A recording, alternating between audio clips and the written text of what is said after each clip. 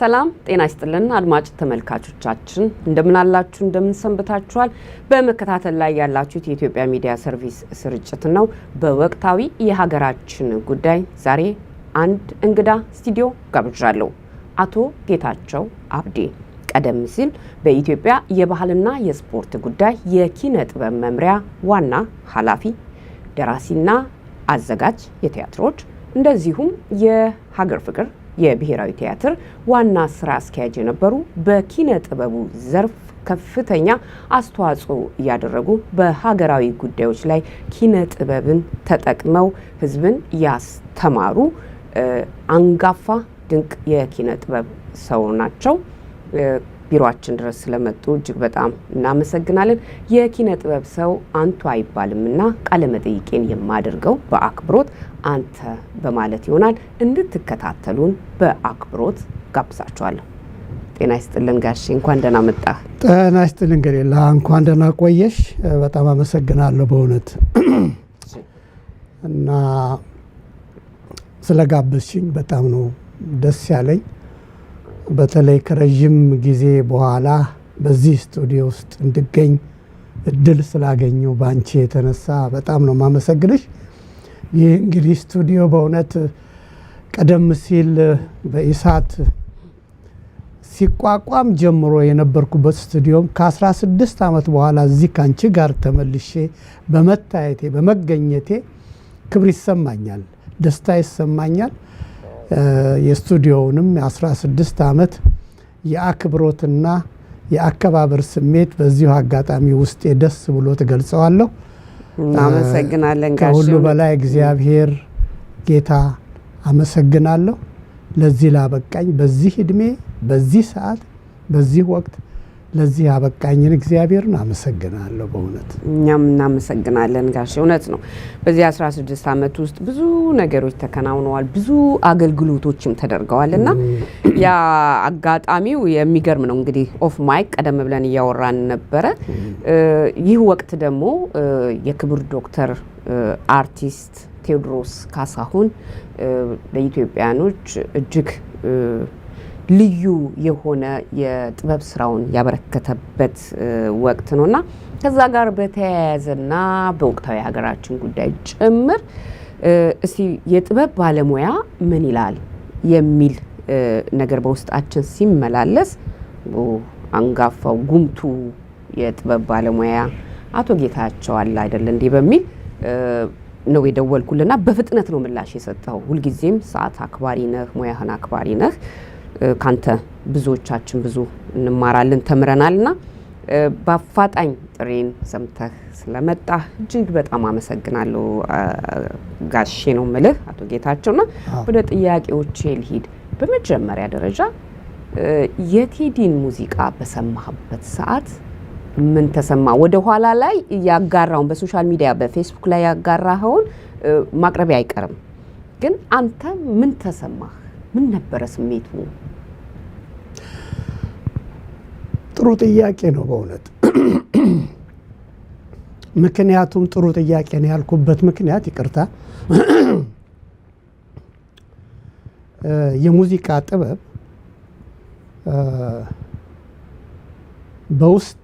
በውስጥ በእያንዳንዳችን አድማጮች ውስጥ የሚፈጥረው ስሜት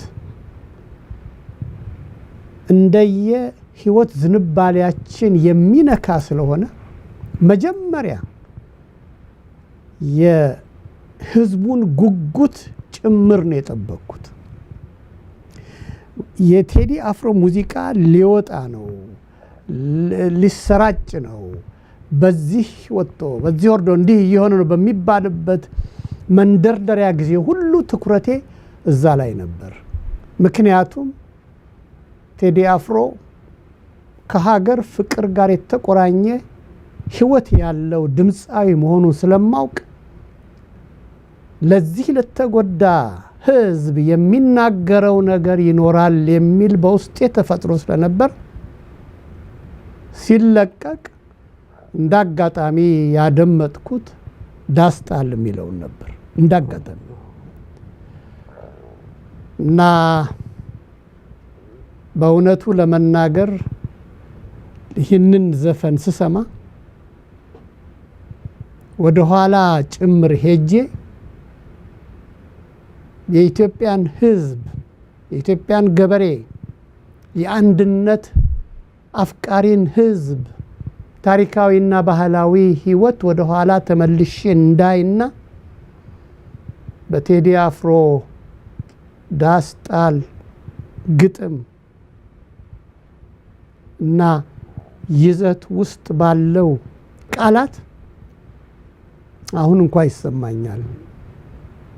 ስሜቴን መቆጣጠር አቅቶኝ ነበር። በጣም ስሜት የሚነካ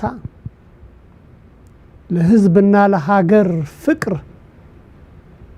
መገለጥ የሚያስችል ስሜታዊ ሀቅ በውስጥሽ የሚያስቀምጥ ዜማ ነበር ማለት ይችላል። በእውነት ይሄን ነው ማለት የምችለው። ጥበብና ሀገር ቁርኝታቸው ባንተ እይታ እንዴት ነው? ምንድን ነው? ጥሩ ጥያቄ ነው። ይሄም በጣም በእውነት ጥሩ ጥያቄ ነው። ምንድን ነው ኪነ ጥበብ የሚፈጠረው በአንድ ሀገር ውስጥ በህዝብ መሃል ነው። ሌላ አማራጭ የለውም። ኪነ ጥበብ ማለት ሙዚቃ፣ ቲያትር፣ ስነ ግጥም፣ ሲኒማ፣ ማናቸውም የኪነ ጥበብ ዘርፍ ሁሉ ሊፈጠር የሚችለው በህዝብ መሃል ሆኖ ነው። ይሄን ስናገር አንድ ትዝ የሚለኝ ነገር አለ። በአንድ ወቅት ላይ ሜትር አርቲስት አፈወርቅ ተክሌ ስንጨዋወት ቤቱ በዛ በደርግ ስርዓት ሁኔታ ተወርሶ ሌላ ቤት ሰርቶ ይኖር በነበረበት ጊዜ በጣም ያዝን ስለነበረ የቀድሞ ቤቱ ምናልባት በጣም ልዩ የሆነ እንትን ነበረውና አርቲስቲክ ቤት ነበራችሁ እና መከርኩት። ለምን በቃ ከዚህ እንትን ከምትል ለምን ወጥተህ አትኖርም ውጪ አልኩት። ምን እንዳለ ታውቂያለሽ? ፈጠራዬስ አለኝ። ከኢትዮጵያ ወጥቼ ምንድን ስዕል ልፈጥር እችላለሁ? ምን ማለቱ ነው? ህዝብ መካከል ሆኖ የህዝብን ስሜት ሮሮና ውበት ታሪክና ባህል እየተገነዘበ በውስጡ አስገብቶ ካብላላ በኋላ እንደ እሳት ሲነድ ሊያወጣው የሚችልበት ሁኔታ ከሌለ ውጭ ሀገር በስደት መፍጠር አይቻልም። እኔ ይሄዋለሁ አይደለም እንዴ ብዙ አመታት ሆነኛ አሜሪካን ሀገር በስደት ለመጻፍ አልችልም። ቲያትር ለመድረስ አስቸግረኛል። እንደመጣሁ ወዲያው ደረስኩ፣ ወዲያው አስከድኩ። ከዛ በኋላ ግን ያስቸግራል በውስጡ። ምክንያቱም ኢትዮጵያዊው አርቲስት አንተ ሌላው መነሻው ያ ነው፣ ህዝብ ነው። እዛ ውስጥ ህዝብ ነው መወለድ ያለበት፣ ህዝብ መካከል ነው። እዚህ ሆኜ በግምት እንዲሁ በመሰማው ዜና በመሰማው ሚዲያ ተመርኩዤ ቲያትር ልጽፍ አልችልም። አይመጣም። ዝም ብሎ መጻፍ ይቻላል መጫር፣ ግን እውነተኛው ያ ፕሮፌሽናል የሆነ ስሜት ሊወጣ የሚችለው ህዝብሽ መካከል ሆነሽ ነው። ቴዲ አፍሮ ጀግና የምለው ለዚህ ነው። በዚህ አስቸጋሪ ወቅት በዚህ ሰዎች አፋቸው በተለጎመበት ወቅት መናገር በማይቻልበት ሐሳብን መግለጽ በማይቻልበት ኢትዮጵያዊነትን ማንጸባረቅ በማይችልበትና ሰንደቅ ዓላማን እንኳን መናገር አይደለም ስለ ሰንደቅ ዓላማ ይዞ መገኘት ችግር በሆነበት መሬት ውስጥ ያስጨነቀውን አውጥቶ ሰንደቅህን አንሳ ብሎ በዛ ዘፈኑ ሲገልጠው እንባ ያመጣል። በእውነት እንባ ያስነሳል፣ እንባ ይነቃል። እና የዚህ የሀገርና የህዝብና የኪነ ጥበብ ግንኙነት የአንድ ሳንቲም ሁለት ገጽታ ነው። አንዱ ያለ አንዱ አይሆንም። ህዝብ ከሌለ በህዝብ ውስጥ ሆነሽ በሌላ ህዝብ ውስጥ ሆነሽ የኢትዮጵያን ህዝብ መግለጽ አይቻልም። ኢትዮጵያ ውስጥ ሆነሽ ግን ልክ እንደ ቴዲ አፍሮ ወይም ደግሞ በዘመናችን እኛ እንሞክር እንጥረው እንደነበረው ሁሉ የህዝብን ስሜትና እውነታ ሮሮና ምሬት ሰቆቃና ችግር ለማንጸባረቅ የምንችልበት አንዱ ዘዴ ኪነ ጥበብ ፈጠራ ችሎታ ነው። የቴዲ አፍሮ ችሎታና የፈጠራ ኃይል ደግሞ በዚህ ባወጣው አልበም የታወቀ የተረጋገጠ ሆኗል። በእውነት የኢትዮጵያ ኪነ ጥበብ ኢትዮጵያዊነትን ከማስጠበቅ ህብረትን ከቦታ በተለያየ ርቀት ያሉ ባህሎችን፣ ወጎችን፣ አኗኗሮችን ለማንጸባረቅ ከፍተኛውን ድርሻ አድርጋለች። ከፍተኛውን ድርሻዋን ተወጣለች እና ይሄ አንዱ ነው ብለን እናስባለን። ግን በተለያየ ጊዜ በተለይ አሁን የኪነ ጥበብ ስራዎች ወይም የኪነ ጥበብ ባለሙያዎችን ከሃይማኖታዊ ነገሮች ጋር በማያያዝ እንዲህ ማድረግ ኃጢአት ነው፣ እንዲህ መዝፈን ኃጢአት ነው ይህ የሚል የሚሰሙ ነገሮች አሉ። የፕሮቴስታንት እምነት ተከታይ እንደሆንክ ማውቃለሁና ይሄንን እንዴት ታየዋለህ? በሶሻል ሚዲያ ላይ ነው የማየው። እርግጥ ነው ሀገር ናት። የሁሉም ኢትዮጵያ የእስላም፣ የክርስቲያኑ፣ የሁሉም እምነት ያሉባት የሚኖሩባት ሀገር ናት። ሀገር እንደውም አባባል አለ አይደል? እምነት የግል ሀገር የጋራ ናትና በሀገር ጉዳይ ላይ የኪነ ጥበብ አሻራን መተው መናገር ልክ ቴዲ አፍሮ ሌሎችም ብዙዎች እንዳደረጉት በወቅቱ ያለው ሁኔታዎችን በሚገርም ሁኔታ የቀየረው ቴዲ አፍሮ ስለሆነ በወቅቱ ላይ እንጂ የኢትዮጵያ የቀደምት ዘፋኞችን ብዙ ብለዋል። ትኩረታችን እሱ ላይ ስለሆነ ነው እንጂና እንደው ከዚህ ምን ልትል ትፈልጋለህ? ምን ትለኛለህ? ብዙ ጊዜ ግራ ይገባኛል። ዘፈን ኃጢአት ነው ይላሉና ግን በሀገራችን ላይ ያለውን የፍትህ መዛባት ግን በሚያገኙት መድረክ አትሊስት ለተከታዮቻቸው ለየእምነቱ ተከታዮቻቸው ብዙዎች ምንም ሲሉ አንሰማም እና ከዚህ ጋር እንዴት ታየዋለህ? ምንድነው መሰለሽ ገሊላ፣ ምናልባት አሁን በተፈጠረው ሁኔታ ሰዎች ሃይማኖትን፣ እምነት ከለላ በማድረግ ፖለቲካዊ ድጋፍ ወይም ፖለቲካዊ ተቃውሞ ለመስጠት ያመቸናል ብለው ከመሆኑ በፊት ብዙ ዘፈኖች ተዘፍነዋል። አሁን ለምን ነው ጥያቄ። እኔ ዘፋኝነት የእግዚአብሔርን ቤተ መንግስት ወይም የእግዚአብሔርን መንግስት አይወርስም። ቃሉ እንዲህ ይላል፣ ቃሉ እንዲህ አይልም ወደሚለው አልገባም። ግን ዘፋኝነት ኃጢአት መሆኑን ይሰማኛል፣ አውቃለሁ።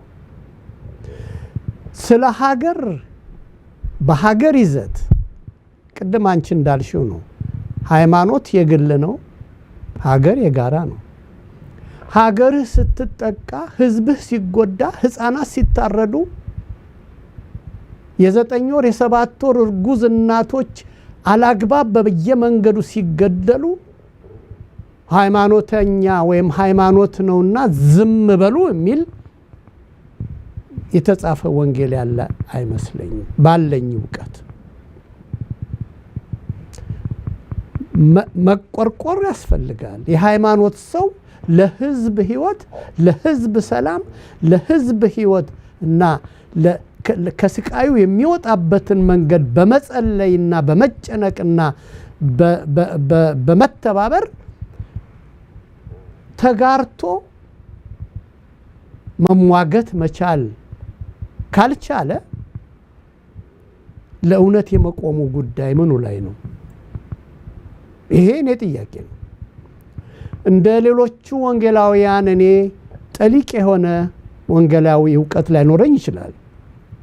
በዚህ ውስጥ ገብቼ ይሄ ነው አልልም። እኔ እዛ እያንዳንዱ ቃል ውስጥ ገብቼ ለመናገር ሳይሆን እንደ አንድ ኢትዮጵያዊ በእምነቴ በኩል በሚገባኝ ነገር የቴዲ አፍሮ ግጥሞች በሙሉ እንደ ሌሎች ዘፋኞች ወይ እንደ ሌሎች ዓለማዊ ቅርጽና ይዘት እንዳላቸው አቀራረብ ስለ ቆንጆ ሴት ወይም ስለ ቆንጆ ገላ ወይም ስለ ቆንጆ ሁኔታ አስተካክሎ መስፈን ሲችል ይሄን ትቶ ስለ ሀገርና ስለ ወገን ስቃይ ስለ ነጻነትና ስለ አንድነት ስለ ኢትዮጵያ ወደፊት ህይወት የተናገረበት ዘፈኑ ሙዚቃው ለኔ ቅርቤ ሆኗል። ይሄ ደግሞ በአንዳንድ ሰዎች በኩል ተቀባይነት እንዳይኖረው ማን ይጩህለት ለዚህ ህዝብ እስቲ ማን ይናገርለት? መጀመሪያ እኮ እኔ ስለ ህዝቡ ባለኝ እምነቴ የግሌ ነው፣ እምነቴ የራሴ ነው፣ መከተለው ጌታ ኢየሱስን ነው፣ መከተለው የማውቀውን ያህል በወንጌል እየተመራው ነው። ይሄ የእምነቴ አካሄድ ሆኖ በመንገዴ የሚያጋጥመኝን ኢሰብአዊ ድርጊት ያለፍኩኝ ሌላ አቅጣጫ ነኝ ብል ትክክል አይመስለኝም። በየመንገዴ ጌታን ተከትዬ በሚሄድ ግራና ቀኝ የሚፈጠረውን ኢሰብአዊ ተግባር መንገድ ላይ እኮ ሰዎች እየታረዱ ነው ዛሬ ኢትዮጵያ አይደለም እንዴ? ህፃናት እኮ እየተገደሉ የ9 ዓመት የ8 ዓመት እኮ በጥይት ይገደላሉ አይደለም እንዴ? ይሄንን እያየሁ የለም የቴዲ አፍሮ ኃጢአት ነው ማለት አለብኝ እንዴ? ሀገር ነው ወድቋል፣ ህዝቡ ተጎድቷል፣ ባንዲራችን ጠፍታለች፣ ሀገራችን ልትፈርስ ነው፣ ተነስና ሰንደቅ ዓላማህን አንሳ። እንዳውም እኮ በሙሉ ያዳመጥኩት ዘፈኖች የሱ በሙሉ ስመለከታቸው ሰላም ይፈጠር፣ ሰላም ይውረድ፣ አንድ ነን፣ ህዝብ የኢትዮጵያ ህዝብ አንድ ነው እንጂ እከሌ ጎሳው ትግሬ ነው፣ አማራ ነው፣ ኦሮሞ ነው፣ ጉራጌ ነው ወዘተ ነው የሚል አንድ እንኳን በዘፈን ውስጥ የተገለጠ የአንድ ጎሳ ስም እንኳን የለም። ኢትዮጵያዊነት ነው። ይሄ ደግሞ ክብር ነው አይደለም እንዴ? ይሄንን ተመልክቶ ሰው ለአንድነትና ለኢትዮጵያ ሉዓላዊነት መቆም ተገቢ እንጂ አንዷን ነጥብ ዘፈን ስለሆነ ብቻ ዋና ዓላማውን አሽቀንጥሮ ጥሎ በዘፈን ጉዳይ ላይ ብቻ አተኩሮ ዜሮ አድርጎ ያለውን የተሰቃየ ህዝብ እንዳለ እንዲሰቃይ የተገፋውን ህዝብ እንዳለ እንደተገፋ እንዲኖር መተው ሜዳ ላይ ኃጢአት ነው። በእውነት ተገቢም አይደል ለኔ በኔ በጌታቸውነቴ ማለት ነው። በትክክል ይሄን ነው ማለት የምችለው በእውነት በብዙዎቻችንም እንጋራዋለን ብዬ አስባለሁ፣ እመኛለሁ። ከዚህ በፊት እውነት ለመጀመሪያ ጋሽ ጌታቸው ካንተ ጋር የተገናኘ ነው ማለት በስቱዲዮ ውስጥና እመኛለሁ በሁሉም መስክ ሃይማኖት መሪዎች፣ የፖለቲካ መሪዎች፣ የተለያየ ተቀባይነት ተደማጭነት ያላቸው ጸሐፊዎች፣ የኪነ ጥበብ ባለሙያዎች የሚመለከቱት ነገር ለሚከተሏቸው ቢያደርሱ ለዛም መፍትሄ የሚሆን ነገር ብናደርግ የሀገራችን ቅርጽ ባልሆነ ነበር ላለውና ብዙ ጊዜ አሁንም እንደውም ንጉስ እግዚአብሔር የሾመውን ማንም አይሽረውም። የሚያጠፋ መሪን ልክ ነው እግዚአብሔር ሊያስቀምጣል ያነሳ ይሆናል። ግን የሚያነሳውም እኮ የሚደርሰውን ግፍ የሚደርሰውን ምሬት ተመልክቶ ነው እና ህዝብ ማን ይናገርለት እንዳልከውና እጅግ ደስ የሚል በጥሩ ሁኔታ ነው ያስቀመጥከው። እንግዲህ እኔ በዚህ ላይ ሌላ ማዝ ነው አሁን ትንቢተኞች ነን እያሉ የሚናገሩ አሉ። እንዲህ ሊሆን ነው። የቴዲ አፍሮ ዘፈን የጥንቆላ ነው። የቴዲ አፍሮ ዘፈን እንደዚህ በሃይማኖት ስም የሌለ ነገር በእውነት ለማጠለም እና ደብዛ ለማጥፋት የሚደረግ ጥረት ያሳዝናል። ያልሆኑትን ሆነው ነብይ ያልሆኑትን ነብይ ነን እያሉ ማለት የውሸት ነብዮች ምንም አይነት የነብይነት መንፈስ የሌላቸው ሰዎች በወንጌል ስም መንፈሳዊ ነን በሚል ነብይ ነን በሚል ይህንን የህዝብን ብሶትና ይህንን የህዝብን ስቃይና ሞትና የደም መፍሰስ ሁኔታ ጌታ እንዲያቆምልን ጌታ አቆሞ ሰላምና አንድነት ህብረት እንዲሰጠን እንደመጸለይ ይህን ለማጥፋት ሌላ አቅጣጫ ወስደው የውሸት ነብይነታቸውን ቢያቆሙት ይሻላል በእውነት በኔ በኩል። በጣም ጥሩ መልእክቶች ነው ያነሳ ነው። እንግዲህ ቀደም በነበረው በተለይ ኢትዮጵያ ያለህ የምትሰራበት ጊዜ በቲያትር ቤቶችም በታሪክም እናውቃለን፣ በቲያትር ቤቶችም በሀገር ፍቅርም ስለ ኢትዮጵያ አንድነት ስለ ህዝቧ ሰላም የሚሰሩ ብዙ ስራዎች ነበሩና ያንን ከሆነ ጊዜ በተለይ የኢህአዴግ መንግስት ሀገሪቱን ከተቆጣጠረ በኋላ ከሆነ ነገር ጋር የማጣበቅ ከደርግ ከጦርነት ከምን ጋር በማጣበቅ ሀገራዊ ስራዎች ወይም ለሀገር መቆርቆር ልክ ተገቢ እንዳልሆነ ወይም ከኢትዮጵያ ሰንደቅ ጋራ ከዚህ ከሉዓላዊነቷ ጋራ ከሆነ ቡድን ጋራ እንትን ብሔር ጋር በሚል ሀገራዊ ስሜት ላይ ኪነ ጥበብ እንዳትሰራ የኪነ ጥበብ ባለሙያዎች በወቅቱ ያለውን ስርዓት በግፊትም በኃይልም በግፊትም የዛ ፕሮፓጋንዳ ሰሪዎች እንዲሆኑ መደረግን አስተውለናል። ጋሽ ባለፉት ወቅቶች እናስታውሳለን እና ይሄንንስ እንዴት ታየዋለህ? ምንድነው ማድረግ ያለባቸው? ሀገር መንግስት እና ኪነ ጥበብ ባለሙያ እንዴት ለያይተህ ታስቀምጥልኛለህ? አዎ ምንድነው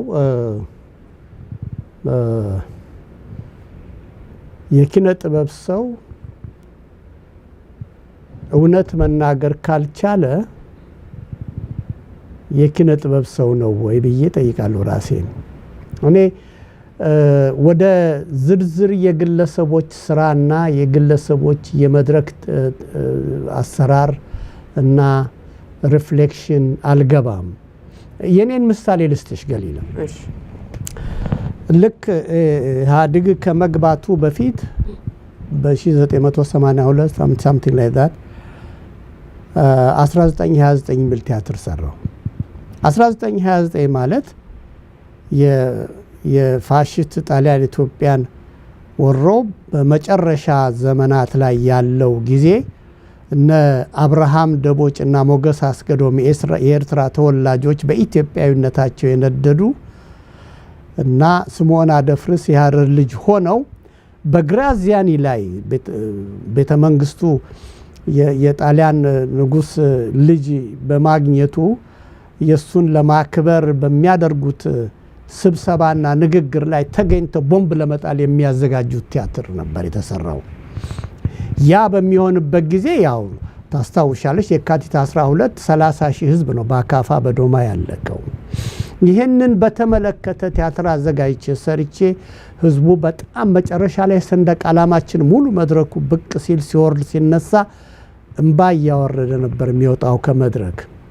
መጡ የመጀመሪያ ጥያቄ ቢሮ የገብተው ሰዎቹ እንደ ኢህአዴጎቹ ማለት የነገሩኝ መስከረም ሊጠባ ያው ግንቦት ነው የገቡት። መስከረም ሊጠባ ዘመን መለወጫ ከተቀየረ በኋላ ከቢሮ ተለቃለህ፣ ግን ቲያትሩን አቁመው ቲያትሩ ወረደ። ምክንያቱም ኢትዮጵያዊነት ስላለው ሌላ የለው ምንም እንትን የለውም። እና ምን ለማለት ነው ይሄ የቲያትር ጥበብና የሙዚቃ ጥበብ አየሽ በአንደበት በሰው አንደበት በቲያትር ዓለም ባህሪ ሆኖ ጀግና እንደ ጀግንነቱ የሚናገረው የእውነት ሰው ሐቅ እንደማፍለቁ በዜማና በሙዚቃ ደግሞ ቀረርቶና ሽለላ አባቶቻችን የሚያሰሙት እኮ እንዴ ቀላል እኮ አይደለም። ተነስ ብለው ጠላትን በጋራ እንምታ ብለው ያቅራሩ ሲነሱ እኮ ሁሉም በየቦታው እየፎከረ ተነስቶ ጠላትን ዘምቶ ያሸነፈ የምድራችን የኢትዮጵያ የአፍሪካ አርማ አገር የሆነችበት ዋናው ምክንያት እኮ ይሄ ነው። ኢትዮጵያ የኢትዮጵያ የአፍሪካ አምባ ነች።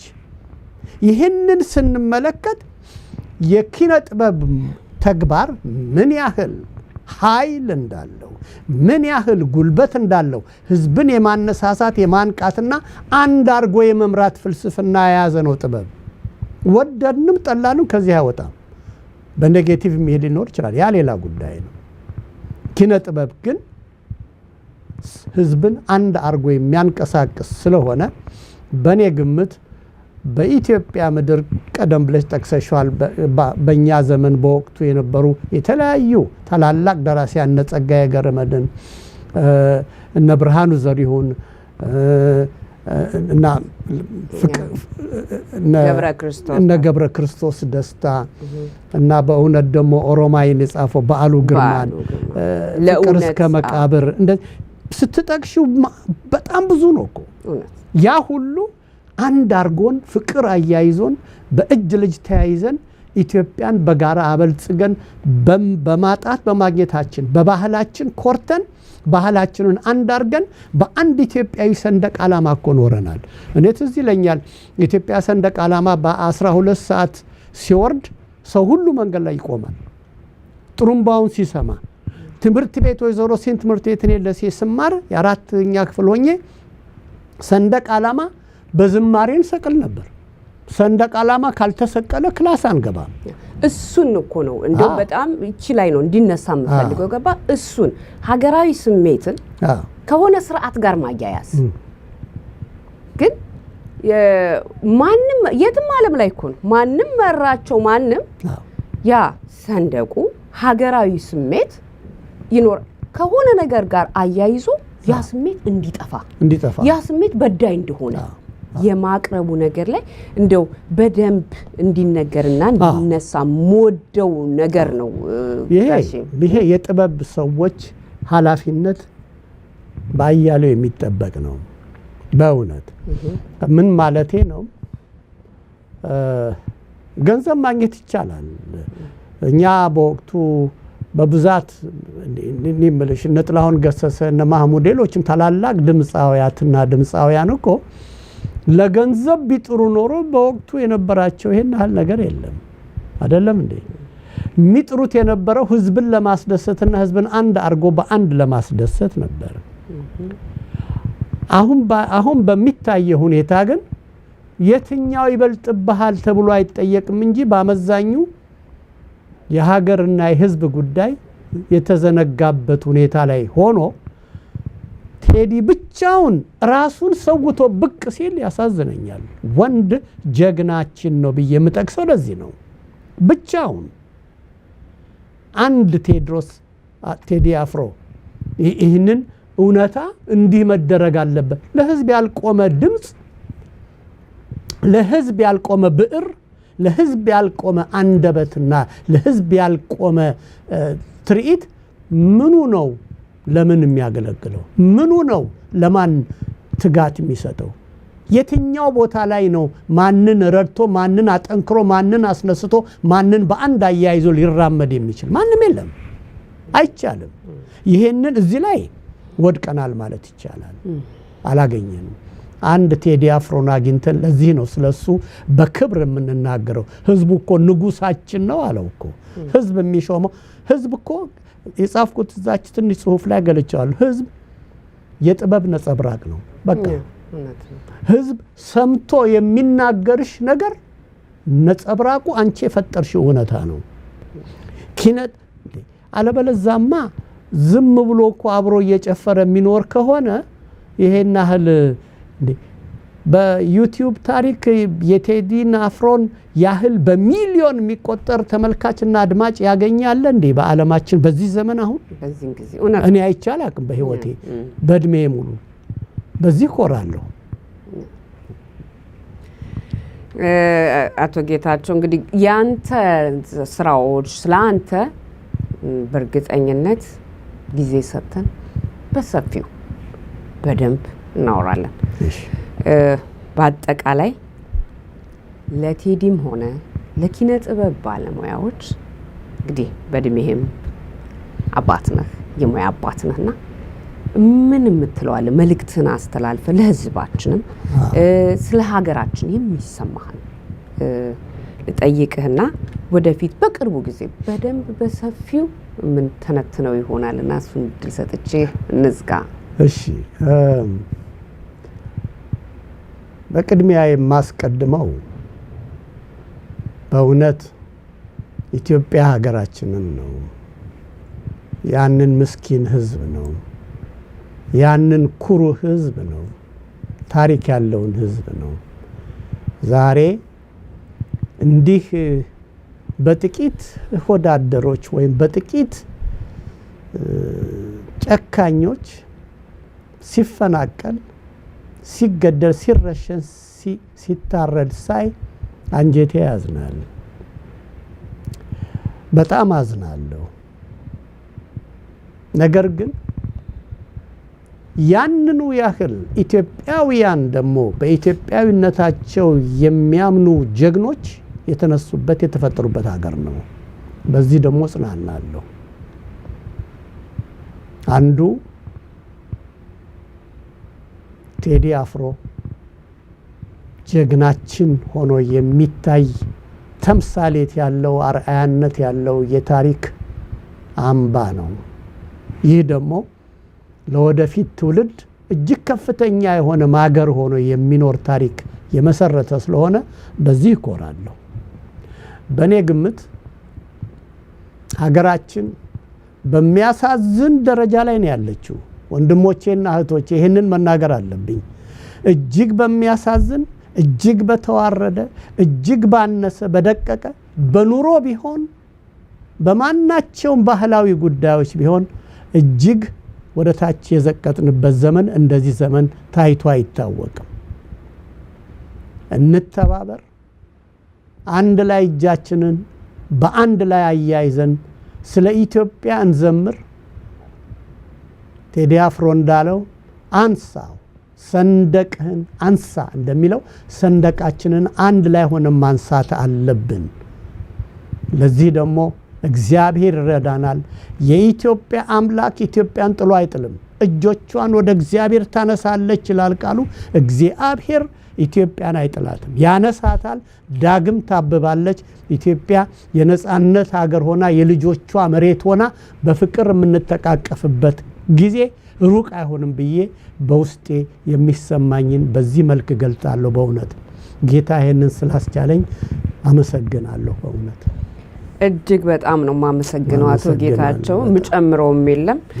ቀደም ብዬ እንደተናገርኩት በሌላ ጊዜ በሰፊው ልክ እንዳንተ በእድሜያቸው በሙያቸው አንቱታን ያተረፉትን የሙያ አጋሮችን ጨምረን ለትውልድ እንዲተላለፍ የእናንተ ስራ የእናንተ የሀገር መንፈስ እንዲተላለፍ ጥረቶች የሚያደርጉ በሚዲያችን ላይ ፕሮግራሞች እጀምራለሁ። ጋሽ ጌቼ ዛን ጊዜም እንግዳዬ ትሆናለህ። በድጋሚ ጥሪዬን አክብረህ ስለመጣ እጅግ በጣም አመሰግናለሁ። ያክብርልን። እኔም አመሰግናለሁ። ገሌላ በጣም አመሰግናለሁ። እንደ ተከታተላችሁት ከአቶ ጌታቸው ጋር በወቅታዊ የሀገራችን ጉዳይ በወቅቱ ትኩረትን በሳበው በክቡር ዶክተር አርቲስት ቴዎድሮስ ካሳሁን የሙዚቃ የጥበብ ስራ ሁኔታ ላይ የተወያየነው ውይይት በዚህ አብቅቷል። በሌላ ጊዜ በሰፊ ፕሮግራም አቶ ጌታቸውን የምናገኘው ይሆናል። ስለተከታተላችሁን እጅግ በጣም አመሰግናለሁ። በቴክኒኩ ሰውነት ተመስገንና ሱራፌል ትእዛዙ፣ በዝግጅቱ እኔ ገሊላ መኮንን አብረናችሁ ቆይተናል። ስለተከታተላችሁን እናመሰግናለን። ጤና ይስጥልን።